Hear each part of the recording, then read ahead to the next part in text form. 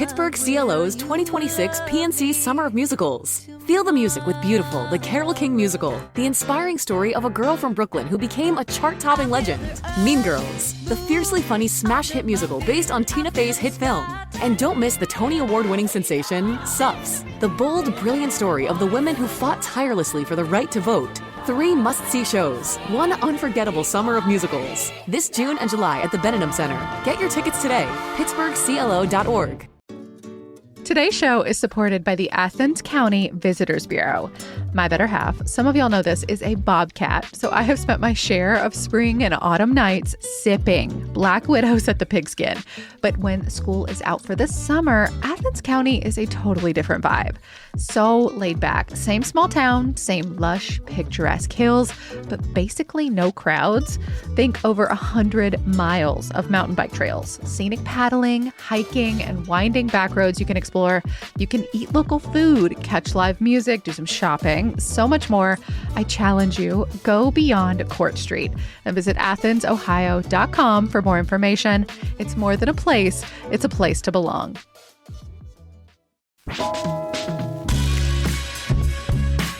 This is CityCast Pittsburgh. I'm Megan Harris, and here's what Pittsburgh's talking about. Colin, Sophia, Picklesburgh has graced us with news again. What abomination do you hope you never see at that festival ever again? I can't remember exactly what the composition of this was. I want to say this was from Lucky Sign Spirits, so I guess I'm sorry to them for bringing this up. But they had a dill cocktail that was just not my vibe. And I encountered this cocktail actually at the Bulldog Pub, which will come up later in this episode. And even the bartenders were like, we're having trouble finding takers for this dill thing. Here's my question, though. Did they charge for it or was it free? We got to sample it for free because they had a bunch of cans that they were not selling. Oh, nice. Okay, so they tried to sell it. So hopefully that means Lucky Sign made the money and then the Bulldog is eating the loss. Oh, man. Okay. See, I think some of these like experiments, we'll call them that generously, just shouldn't be sold. Like I will be mad at Millie's forever because they sold the most disgusting pickle ice cream I have. It tasted like an icy booger in your mouth. It was so awful. It was slimy and green and it left like a film on your tongue. It was awful. They did have a blueberry peach, like pickled peach ice cream that I've been thinking about for years. Like it just comes to me like once a month. That was delicious. But the dill pickle was awful. I am with you, Megan. Millie's, you make great products, but that one looked like vomit and made me want to vomit. And then you brought it back and charged people for it. How dare you? I think I saw a sample for pickled jerky. I did not make it to the front of that line, but I'm sure that would have been not good. Meat is supposed to be smoky, barbecuey, not pickly. Yeah. I shout out to the pickle cannoli. I once watched multiple people eat that looked disgusting. I think that was Denoya's. And then there's always like pickle fudge. Like why? Just give me a delicious pickled carrot or something. That's all I'm saying. I am with producer Sophia Lo and CityCast Pittsburgh contributor and City Paper managing editor Colin Williams talking about a big week of public hearings, which sounds a little dry, but I swear it isn't. Like it's kind of wild how many like really big, heated, sort of spicy debates we had in the city this week. So one was about affordable housing. We had paid parental leave for the county, and then another one on the stretch of road in Schenley Park. So we're going to get into all of those. Plus, there's some fun ways to experience the World Cup, which is coming up here soon. And we are also sharing some local wins and losses, especially our music scene. Lots happened. And in today's members-only bonus segment, we are hearing from Megan, who ran up to the first Costco in Pennsylvania that sells alcohol. So this is up in Cranberry. And Megan, I am really excited to hear your takes on whether it is worth going to Cranberry for this. And if you're not already a neighbor, you can get access to this conversation and all of our past members-only segments at membership.citycast.fm. Go sign up, pause this, and come back. Come hear Megan's hot takes. Yes, I feel like we all collectively in Pittsburgh are going to have to get used to occasionally running up to Cranberry for our groceries. So like this is just the first of several waves. We'll start, of course, with public hearings. So we're going to talk a little bit about like what happened at each of these, maybe what did not get discussed that should have, and then of course what comes next. So we'll start with affordable housing, which we used to talk about in reference to inclusionary zoning, but now it's considered a voluntary incentive program, like a housing incentive. So, Colin, what happened at this one? And tell me all the stuff. Yeah, so this has been a kind of long simmering debate in Pittsburgh now for a while. There's sort of been some tension between the YIMBY, like build housing everywhere camp, and the people who are really looking to kind of incorporate some social programs into the city's housing plans. So listeners may remember that last year there was an 11-hour hearing on inclusionary zoning that saw all kinds of opinions flying around. The debate around this is raging on, but there were a lot fewer fireworks at this meeting, so it didn't last for 11 hours.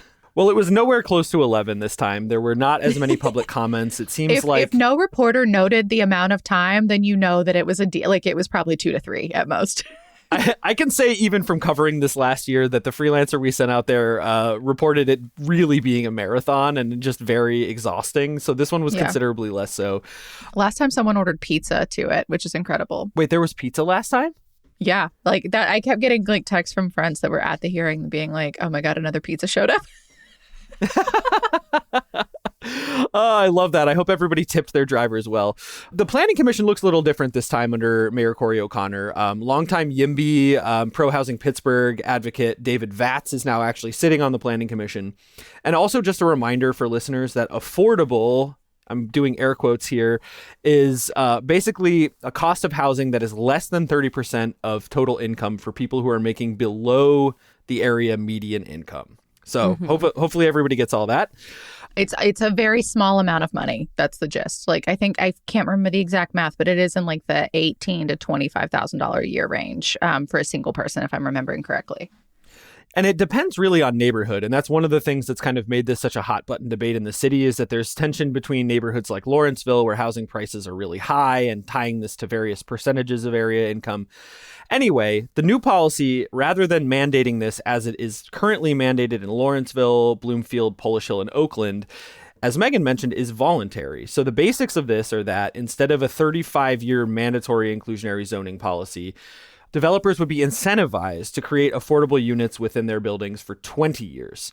And the incentives range from variances on height and density. So, for example, if somebody wants to build something that's above kind of the typical height limit for a neighborhood, they could potentially add some affordable units and have that process kind of eased for them. And this new policy also includes something that I think is being held up nationally as a good incentive, which is the construction of accessory units, aka granny flats. Yes. This is a policy that has been implemented in places like Portland, Oregon to help ease housing costs. And one thing that I really love is that the new bill would also remove parking minimums. So as we've discussed on this show, this would make it a lot easier for dense developments in urban neighborhoods that don't necessarily have to include a garage or a surface lot or anything like that. So the long story short version here is that instead of forcing developers to have affordable units within their projects, developers would be able to kind of bank points. It's almost like, this reminded me a little bit of carbon credits, where if you I was getting credit card vibes. Yeah. Yeah, it's sort of like a layaway plan. Like if you build, these affordable units, you kind of get points in a system that, again, can like kind of ease the regulatory burden on some developers. This system, by the way, is actually already used in Pittsburgh along the riverfronts, which was something I learned kind of researching this a little bit. But developers actually who don't choose to build this would still be paying into a system. They would be paying $25 per square foot, and that would all go into a fund for more affordable housing in the city. It's a real kind of shift from this sort of you have to put 10% affordable units or whatever the quota would be. And I actually think that the fund system is interesting, but it does seem like this is very developer friendly compared to the policies that were floated last year. And the fund and the way it works still hasn't really been finalized yet. So I am interested in watching that and seeing like how that actually shakes out and how quickly, that money turns into whatever it's going to turn into. Right. And like, would this be Section 8? Would this be for, projects that include affordable units but are still market rate. A lot of questions to be answered. Yeah, and that has to happen through a separate regulatory process. So this has to get passed, which is what happened. The Planning Commission approved it. So now it moves on to council approval. And then once all of that goes through, then they have to develop the actual fund. So that has to happen as well. Yeah, and I can imagine there will be a lot of kind of back and forth in city council over this. There are still a number of city councilors who are in favor of the mandatory inclusionary zoning policy. You know, Deb Gross was a big proponent of that policy in Lawrenceville. And then there are kind of the more I guess you could say developer-friendly counselors who, like Bob Charland, has been notably very supportive of Pro-Housing Pittsburgh's work in the past. So it remains to be seen. I think the way that they frame themselves is not being developer-friendly. It's being like, yes to affordable housing, however the heck we can get it. I've heard them like buck on that definition so many times, Colin. That's fair. That's totally fair. I mean, in general, this is just a philosophical difference in, you know, do you create affordable housing by forcing developers to kind of lower their floor, or do you just take an approach that more housing is good for everybody? There's great data showing that there are advantages and disadvantages to both approaches, right? Like Austin, Texas has successfully brought its housing costs down by incentivizing just build. So that model does seem to work. And the question is just that really if it's right for Pittsburgh, and if so, how do we approach it? Yep. So a lot left to figure out. But anyway, it has proceeded. The incentive program is moving on. That was a city. We'll talk now about the county. We've talked about this a couple of times here recently. The county proposed a new thing where parents, adoptive, birth, some caregivers would get 18 weeks of leave. And there's a lot of caveats. But anyway, it went up for its first public hearing. This was the spicier one of the week, I think. Yes, I think that's totally fair. Yeah. So to the point about like, a hearing is long if it's actually noted how long it went. This public hearing was 3 hours plus. So, and as expected here, and as we discussed on the show, this paid parental leave policy is starting to get blowback from the business community. So business owners are really hesitant about the costs. Small business owners say that it would be onerous. And the Allegheny Conference on Community Development, which is a business organization here in Pittsburgh, has agreed with this take. And their CEO said that this would hurt our county's competitiveness. And outgoing CEO, she is stepping down imminently. But one thing that Pashman said that's true is that programs like this have typically been handled on a national level or on a state level. And in this case, basically her argument is that this would be a burden on Allegheny County businesses and would sort of disincentivize them to set up shop here. Meanwhile, in this 3-hour hearing, parents holding their children said that this policy would be a huge boon. Yeah, and I think no surprise. No surprise there. I mean, this is something that America really lags our peer countries in. And Allegheny County Executive Sarah Namorato actually said that an Irish business leader who was here, I'm assuming this was maybe around the Aer Lingus arrival here in town or something related to the Steelers game, actually called America's lack of paid parental leave, quote, barbaric. So accurate. That's fair. Accurate. We're the only developed country in the world that doesn't make it easy for parents to care for their children in their early years. McGee nurses are also in strong support of this. Their union has been calling for paid parental leave for some time. They say that there's a kind of irony in the fact that nurses at this hospital that sees so many people giving birth only get 2 weeks of paid leave.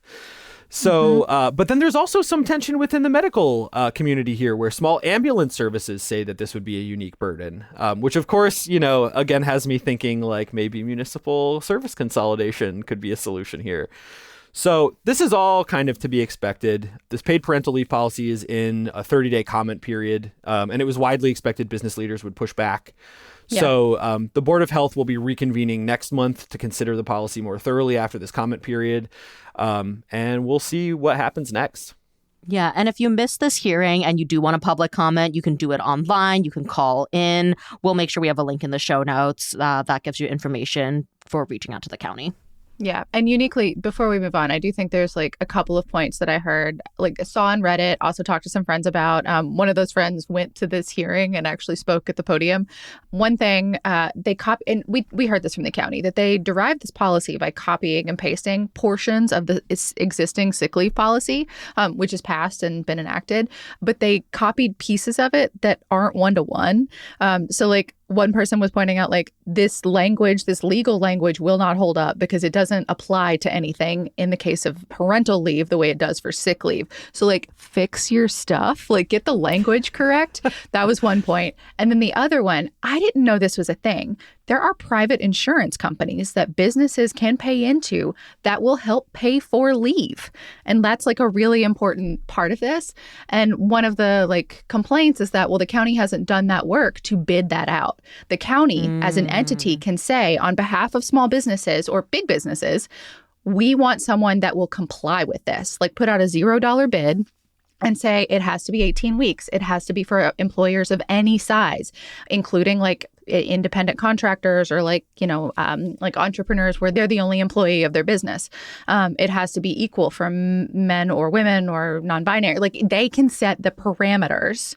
And then these companies come back and say like, okay, here's how we would cover. The county chooses, and then they become the preferred insurer of Allegheny County, which is how you can have like a system that is equitable. Like somebody pointed out, like posted a thing to, one of them is called Parental, like that's the name of the insurance company. But if you play with the calculator that they made for Allegheny County, it costs more if you hire more women, which is so screwed up. How dare you disincentivize giving femme-presenting people jobs? But like that is a built-in part of their calculator. If you hire more men, cost goes down. If you hire more women, cost goes up. Like I think this is like a really fair point. The county needs to fix that. There are a couple things that this surfaces for me. One is that Allegheny Conference CEO Stephanie Pashman, outgoing CEO, did say that the insurance model is kind of like the preferred method of implementing this because it would take some of the cost burden off of business. Yeah, but most of them are like only for employers of a certain size, like, say 10 or more employees, 5 or more employees.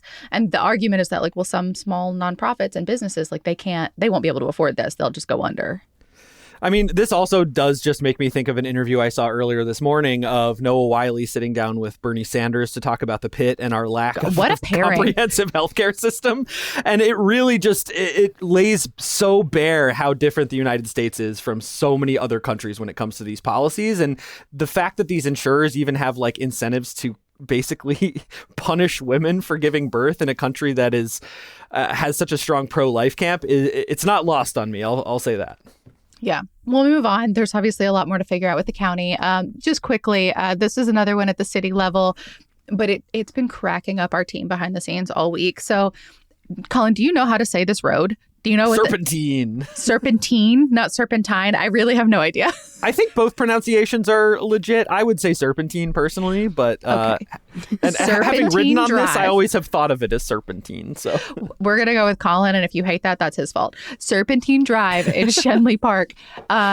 People are fighting. People are up in arms about this windy little stretch of road. It's extremely old. It was it was an original plot planned for as part of the development of Schenley Park, because that was back when people took scenic drives and they drove very slowly and cars couldn't reach speeds that they currently can. That's why it's historic. I was wondering why people were calling a road got this, to be historic. Yeah. I was like, if it's historic, shouldn't we want less cars to be on it? But okay. Yeah. I guess it's for the old cars. It's the back in the day of it all.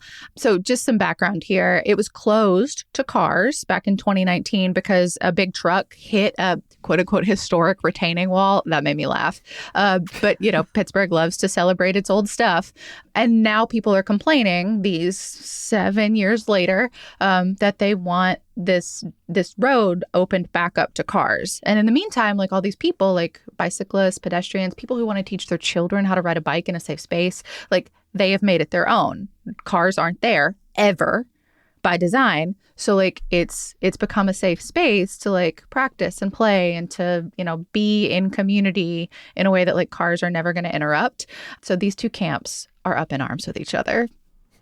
I will say, though, I'm, as someone who hates driving, I am usually team anything but a car. But I sort of get the argument that's coming from the Squirrel Hill Historical Society, because it's about cutting down commuting times, because with the Charles Anderson Bridge and Panther Hollow overpass closed, like I do get that there are fewer options for roads.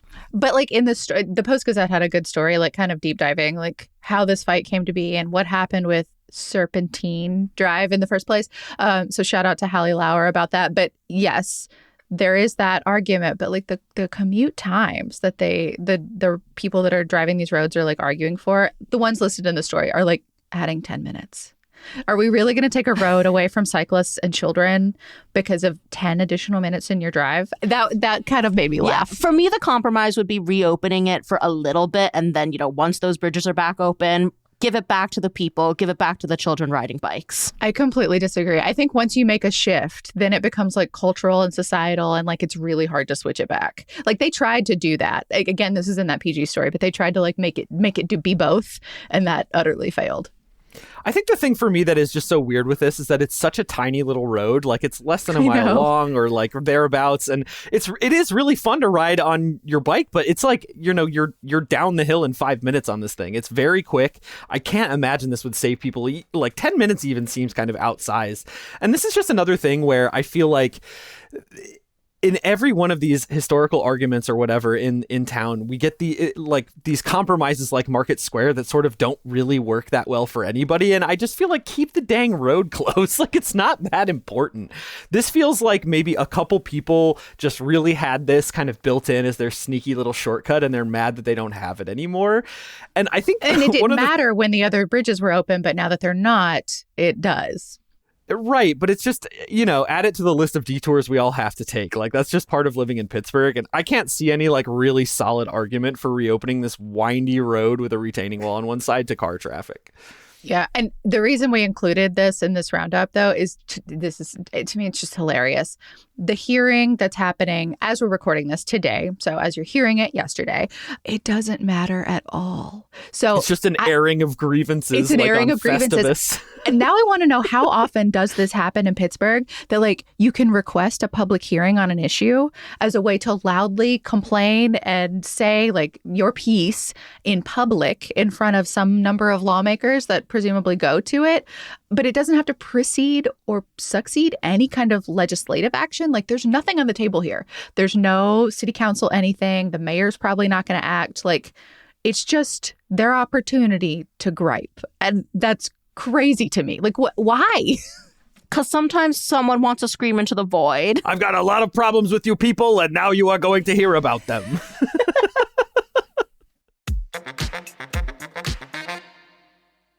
Today's episode is sponsored by the Dollar Bank Three Rivers Arts Festival at Arts Landing, presented by the Pittsburgh Cultural Trust.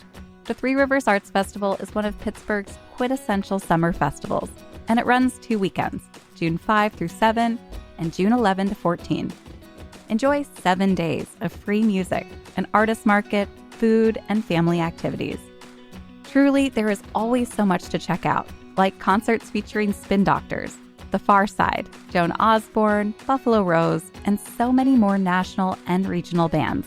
You can also check out an interactive performance featuring really incredible puppets from Squonk, or marvel in awe at the work of Bandaloop, where the dancers are dangling off buildings. This year's festival also marks the grand opening of Arts Landing, so it's the perfect excuse to see all of the improvements downtown. See the full lineup of events at trustarts.org/TRAF. That's trustarts.org/TRAF. Today's episode is sponsored by Bike Pittsburgh. Here at CityCast, we are such huge fans of Open Streets, and it is back for 2026. This is a yearly event series that Bike Pittsburgh puts together, and during Open Streets, the roads shut down and become car-free. And you can take over, you can bike, walk, skip, roller skate, truly whatever your heart desires. And it really gives us a taste of what our neighborhoods look like when we center people instead of cars. So mark your calendars for Sunday, June 28th and Sunday, July 26th, when Bike Pittsburgh will be turning miles of city streets into car-free playgrounds from 10 a.m. to 2 p.m. First up in June is downtown. You can check out the new Market Square, cruise through the Armstrong Tunnel, and over the 10th Street Bridge to explore the South Side. Then in July, ride through the Strip District on Smallman Street and end your journey in Lawrenceville with a drink on Butler. Plus, on both days, you can expect things like free fitness classes and pop-up activities. There is so much for the whole community. So plan your day at openstreetspgh.org and follow at openstreetspgh on social media, and we will see you in the streets. All right, we're moving on to good, clean fun here in the city of Pittsburgh, although I guess it depends on what team you are rooting for. Colin, where should we be watching the World Cup here in Pittsburgh? So there are a lot of places where World Cup games are going to be screened. Some of them are actually our city sports stadiums, which is really exciting. Do you think Pittsburgh actually is like a soccer city? Like, can we call ourselves that? I personally do really think that Pittsburgh is a soccer city. I think that we've really established ourselves as one. The growth of the local teams here, I think, is a big sort of indicator, a blinking green light here that soccer is getting popular in the city. And I think one of the things too is here the proliferation of soccer bars and places to watch the World Cup, and places actually to watch just regular soccer if you're into the English Premier League, if you're like me and you follow the Bundesliga in Germany or any of that stuff. So real quick before we get into it, if you live under a rock and don't care about soccer at all, the World Cup is basically, if you say sports ball. Thank you for the debrief for me personally. If you say sports ball, this is a quick explainer for you. The World Cup is basically like the Olympics, but for soccer. It's every 4 years. It actually recently expanded, so there's this very complex qualifying process that takes place over the years leading up to it. And currently, this is just recently expanded to a 48-team bracket, essentially. So these teams compete first in a group phase with 4 countries, and that results in essentially a ranking that produces a knockout bracket, and those teams then compete for the World Championship. Also of note, the World Cup is administered by the notoriously seedy and corrupt administering body FIFA, which oversees global soccer. They've had controversy for awarding World Cups to countries such as Russia, Qatar, and now, of course, the United States of America has been courting its own controversy. And in this edition, apropos of that, there are increasingly urgent questions now about who's going to get visas. There are actually players for some African countries who are wondering if they're going to be allowed to travel at all. Really? This happens next month. This starts June 11th, so we are coming on up. Next week, never mind. Not next month. Welcome to June, Sophia. For all that there's been a lot of excitement about it, I think there's some trepidation now, especially as ticket sales have been kind of anemic because prices are through the roof. We're talking hundreds, if not thousands of dollars for some of the group phase matches, to say nothing of the final. So anyway, this is coming to Pennsylvania, but not to Pittsburgh. Nope, it's Philly is going to be... Philly stole our shine. They're going to be hosting 6 games. There's a Was very this ever anticipated... our shine? I mean, I feel like all of this is like kind of part of America 250, which of course Philadelphia has a huge part to play in all of that. Oh, absolutely. And the America 250 tie-ins actually will be here in Pittsburgh as well. But if you do want to see some soccer here in Pennsylvania, Philly is hosting a very anticipated Brazil versus Haiti match.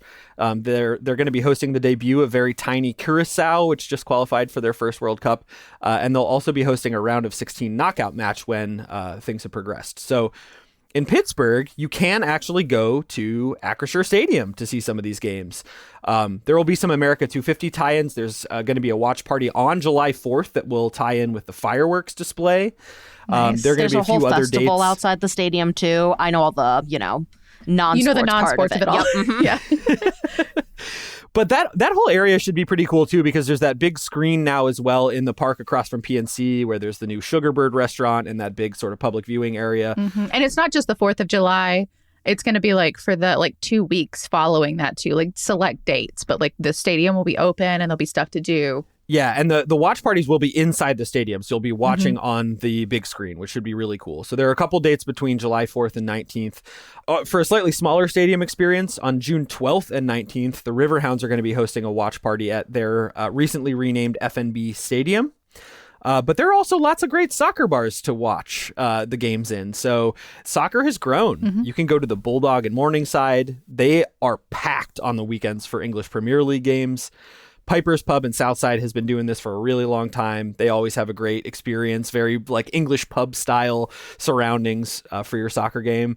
And then elsewhere, there's the Pitch on Butler in Lawrenceville, Cork Harbor in Lawrenceville, Mike's Beer Bar on the north side is going to be screening some games. Monterey Pub, also on the north side, will be screening some games. I also love Ruggers. I'm sure they'll be screening some games too. They play a fair amount of soccer in addition to rugby. But yeah, I feel like any sports bar worth their salt is probably going to be playing some World Cup soccer at some point here. And my one plug for people that don't always necessarily watch soccer is as I've gotten older, I'm a morning sports person, which is not a thing for most American sports. However, if you're watching something that's taking place in another country, it's really great to be able to like just get up at 8 a.m. and watch like a sports game. It's like a good energy. It's nice. Like replays are one thing, but this is like where the whole world is experiencing it at the same time. I love morning sports. It's the way it should be. And if you just want hands-on activities, I know the Riverhounds at FMB Stadium are doing things like I think they're going to have like a bouncy house. You can play soccer, darts. Don't know what that is, but that sounds fun. You can do like a penalty kick. So I don't know. That might be a fun challenge for me. I was about to say, Sophia, I would love to see you do a penalty kick. If your ankles can handle it. Also, not for nothing, I think it's hilarious that for the World Cup, which again, parts of it are going to be in Philly, the Senate and the House in the state of Pennsylvania managed to agree on something. And wouldn't you know, it has to do with alcohol. So for this period of the World Cup, it made it through both houses, and the governor has signed a temporary law where the curfew of the bars in Philly, participating in America 250 and FIFA and all that, instead of closing at 2:00 like all our bars do in the state, they can close at 4. That's the thing that they managed to like agree on and decide, yeah, we definitely want to let Philadelphia drink for 2 extra hours in the middle of the night. I hope they included a clause that greases all the light poles in case Team USA surprises everyone and does really well. Because, man, Philly drinking until 4 in football season's bad enough. But if they're hosting the World Cup and Team USA goes the distance, woohoo, that's going to be quite the riot. You know, I did not do a close read of the text of the bill, but now I will.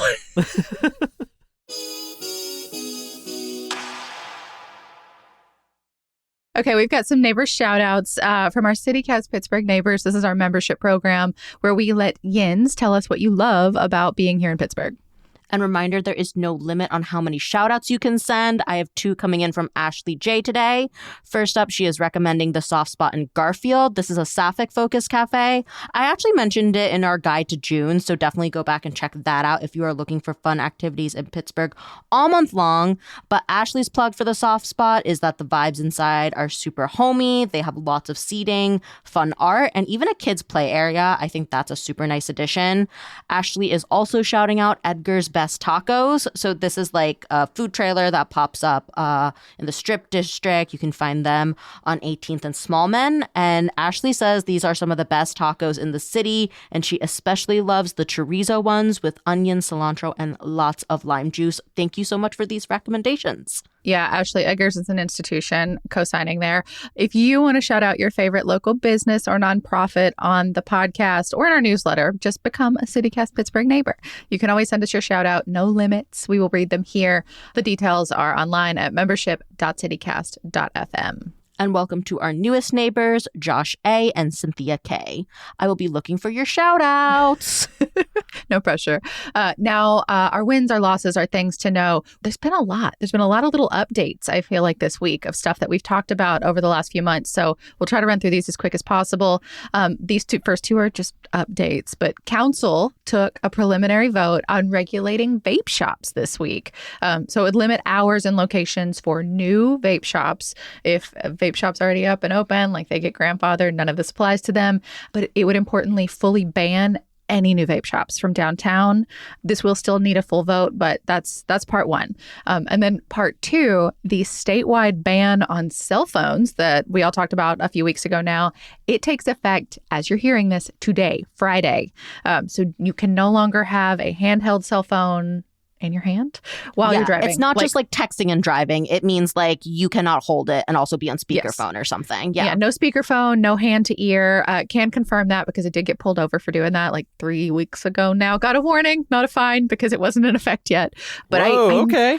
I knew about texting and driving, obviously, but I really didn't think about it being like hand to ear as well. And the car that I was in didn't have like the screen, whatever. I don't know what you call those things, the in-dash screens. It's an older vehicle, which I thought was fascinating. Someone on our team pointed out, like, isn't this like sort of classist? Like, isn't it like targeting people with older vehicles? Which I think is an excellent point. I think there's some room to make that argument. I will also say, though, like, why are you talking on the phone in your car? Just freaking wait. The amount of people I see holding their phones is infuriating, especially when I'm on my bike and there are people in these monstrous machines driving next to me, just gabbing away, holding their phone in front of their mouth. Like, just wait. You can yell at me all you want to. I'm just saying, I was letting my husband know I was coming because we had like toddler stuff to figure out. But I don't know. I think in this, the year of our Lord, holding a phone to my ear is significantly less distracting than having a screen in the middle of the front dashboard of my car. I hate that thing. Because we have a vehicle that has one, but I just wasn't in that. Like, I don't like that. So I try to avoid it, which is why I was hand to ear, because then I'm focused. I'm paying more attention. That could be because like I'm an audiobook and podcast person. I'm constantly listening to something, so it's not distracting to me. It in fact helps my brain focus on stuff. I need the screen so I know how to get places. And I think for me, the screen is much safer than me fumbling around, like looking down at like my phone in the cup holder trying to decipher Google Maps. I will comply. I will be a good citizen, and I don't want a $50 fine. But I think this one was not designed for my brain, which is okay. In a loss this week, Pittsburgh lost an institution in the form of handyman Joe Negri, who was a beloved jazz guitarist, and obviously played handyman Negri on Mr. Rogers' Neighborhood. This is so sad. I feel like that music in particular, the sound of his jazz guitar is so soothing to me, perhaps because of my association with that show. He also played the owner of Negri's Music Shop in Mr. Rogers' quote, real neighborhood. So this is a real just loss for Pittsburgh. I mean, anything Mr. Rogers, I feel like, is going to, pluck people's heartstrings here locally. But he really was a mainstay on that show and such a beloved local institution for years and years afterward. Well, I mean, if you're missing Mr. Rogers, Mr. Rogers' YouTube channel actually debuted this week. So the idea is to make the show more accessible. I'm sure, like, also introduce people to the show. So the way it's going to work is they're going to post 10 episodes at a time, all free, and just kind of rotate them out. So if you have kiddos, maybe they need a new TV show, consider, pulling this up on YouTube. Evergreen. You should always be watching Mr. Rogers' Neighborhood. That should be syndicated for eternity. Also, if you are looking for some jazz more generally in Pittsburgh, our jazz scene continues to be great, and dates were just announced for the Pittsburgh International Jazz Festival. That's going to be September 17th through the 20th near the August Wilson Center on Liberty Avenue downtown. So I guess look for some Joe Negri tributes during the International Jazz Festival this year as well. Yeah, that would be great. Another loss, this one's festival related. Jam on Walnut has been canceled. So in case you missed it, this is something that's been going on for decades. It was a big party in the middle of Walnut Street in Shadyside. It was like a nighttime block party. I used to go to it a lot years ago, but a lot of it benefited animal friends. And the Shadyside Chamber of Commerce just announced that they're canceling because of safety concerns, underage drinking, quote unquote, lack of capacity from the nonprofit who was organizing it. There is going to be a new summer concert series coming to Shadyside. I haven't seen a name yet. So it will be replaced by a lower key summer music series, is my understanding. I'm not sure if there's an official name for that yet, but that will be happening on various dates throughout the summer. And then our win for pickle lovers is that Picklesburgh is expanding. So the footprint is already pretty big. Like last year, it encompassed the Clemente and Warhol bridges, Allegheny Landing, Duquesne Boulevard, 6th Street, PPG Plaza. But now there's going to be new additions in Market Square and Arts Landing. I'm sure it's also because, all these spaces are nice and shiny. You got to show them off. Obviously, Picklesburgh is still a little whiles away. The dates are July 16th to 19th. So more info is coming along. But if you're interested in being a vendor, applications are open. Bring us some pickle deliciousness that is not sweet. Only delicious pickle things. Like, please stop. Please stop trying to make no cannolis fudge and ice cream happen. Yeah. Only good cocktails, please. I'm begging.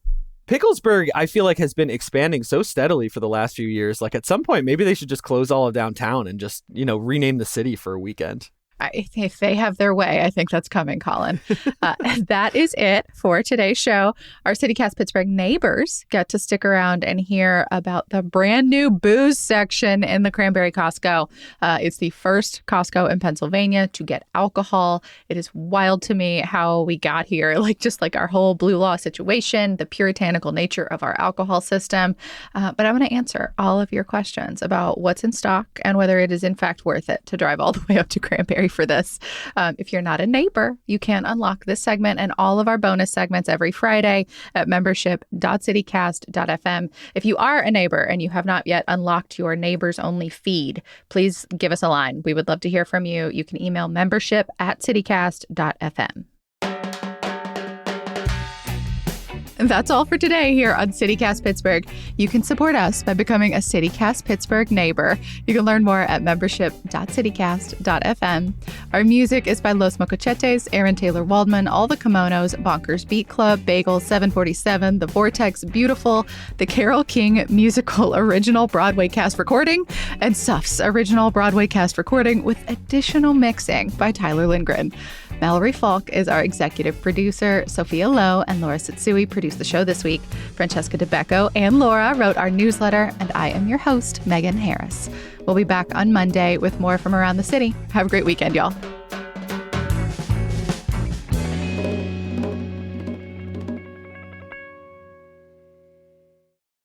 Somebody DM'd me when I said I was going and said that their Minnesota Costco, the liquor has to be in a separate room, but you're not allowed to have a membership model to sell alcohol in Minnesota. So anyone can go to the Costco? So anyone can go buy, as they put it, a $21 half gallon of vodka. That's available for anyone.